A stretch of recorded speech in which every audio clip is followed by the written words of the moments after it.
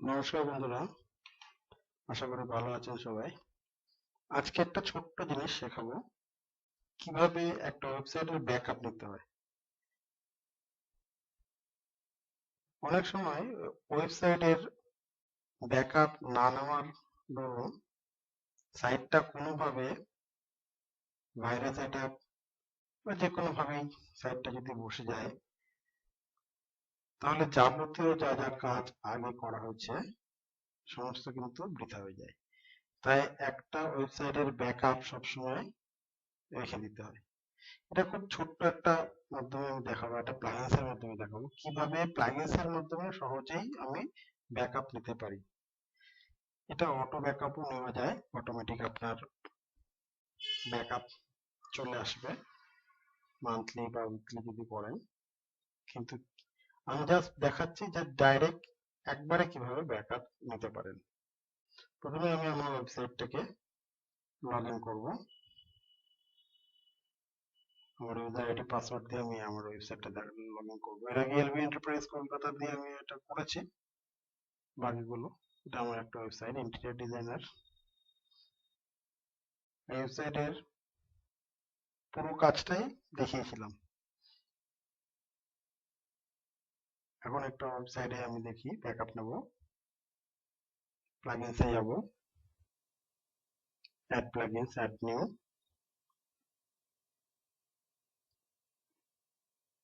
Search বাটনে যাব। এখানে আপড্রাফট প্লাস, আপড্রাফট প্লাস দেখতে পাচ্ছেন 3 মিলিয়ন লাইনের উপরে এর অ্যাক্টিভ ইনস্টলেশন আছে, আরো আছে, অনেক আছে।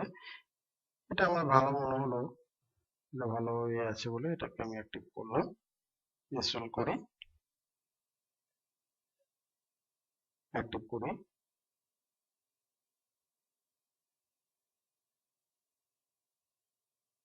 এবার আমি সেটিং এ যাব। এখান থেকে না, এই যে সেটিং আছে, সেটিং এ গিয়ে আপড্রাফট প্লাস ব্যাকআপ ক্লিক করলাম।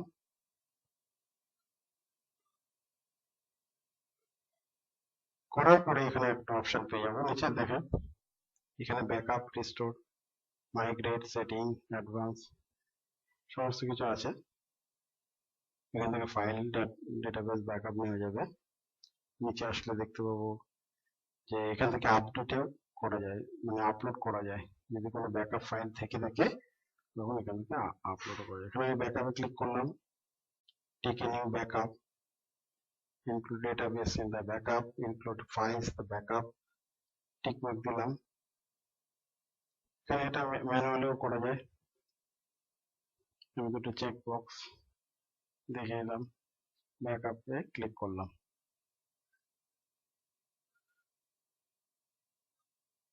এটা একটু সময় নেবে ব্যাকআপ নেওয়ার জন্য,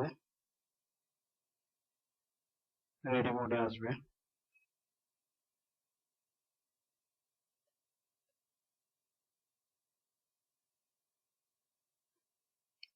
এখন আজকের ডেটে জুন 22।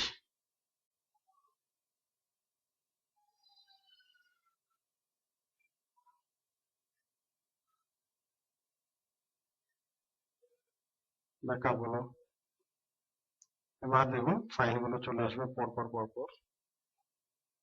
আমি কি ব্যাকআপ, এখানে দেখুন ব্যাকআপ ফাইলের মধ্যে কি কি ব্যাকআপ আছে, database, plugins, themes, uploads, others.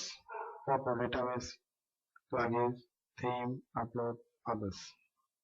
আমি ওয়ান বাই ওয়ান ক্লিক করব, আর ওয়ান বাই ওয়ান এটা লিস্টেড হবে যে কি কি চাই।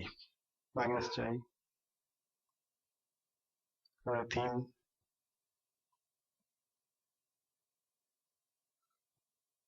যা যা আপলোড করেছিলাম ফাইলগুলো, আর আদার্স।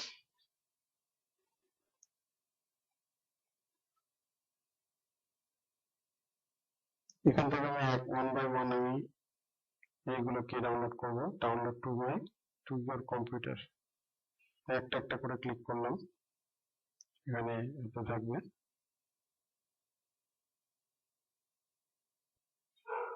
নিচে আছে, হয়ে গেছে।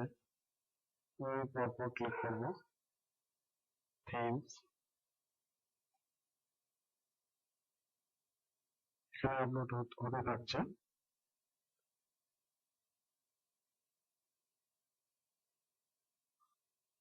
ডাউনলোড, তারপর যে আমি ফাইল আপলোড করেছি, ডাউনলোড আওয়াজ, ক্লিক করে দেখতে পাবে কি কি ফাইল ডাউনলোড হচ্ছে।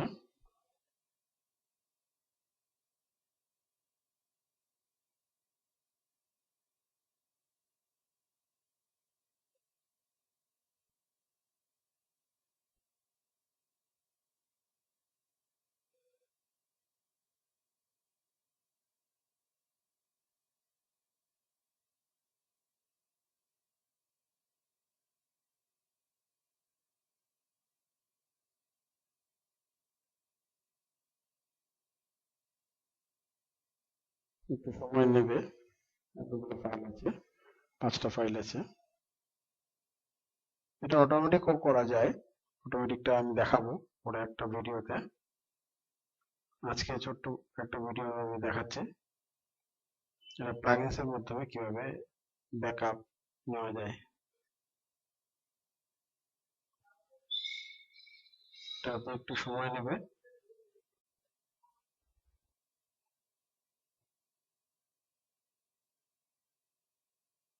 বন্ধুরা, এটা যদি ডাউনলোড হয়ে যায়, তো এটাই আপনার ফাইল। যখনই কোনো রকম কোনো অসুবিধা হবে, আজকের ডেট অনুযায়ী এই ফাইলগুলো আপনার থেকে গেল। এই যদি কোনো রকম ভাবে সাইটটা নষ্ট হয়, সাইটটা কোনো রকম ভাবে অ্যাটাক করে বা ভাইরাস জনিত কারণে সাইটটা বসে যায়, তাহলে আপনি এখান থেকে ব্যাকআপ নিয়ে বর্তমান অবস্থায় ফিরে আসতে পারেন।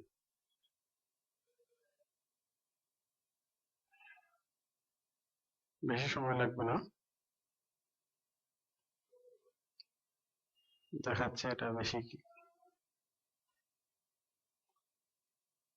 প্লাগইনস আছে 21 MB মতো, 10 MB ব্যাকআপ আছে, থিমস থিমস 10 MB আছে, 10.9 আপলোড কিছু করা হচ্ছে, কার 21 MB এর মতো ফাইল আছে। আর এর আগে তো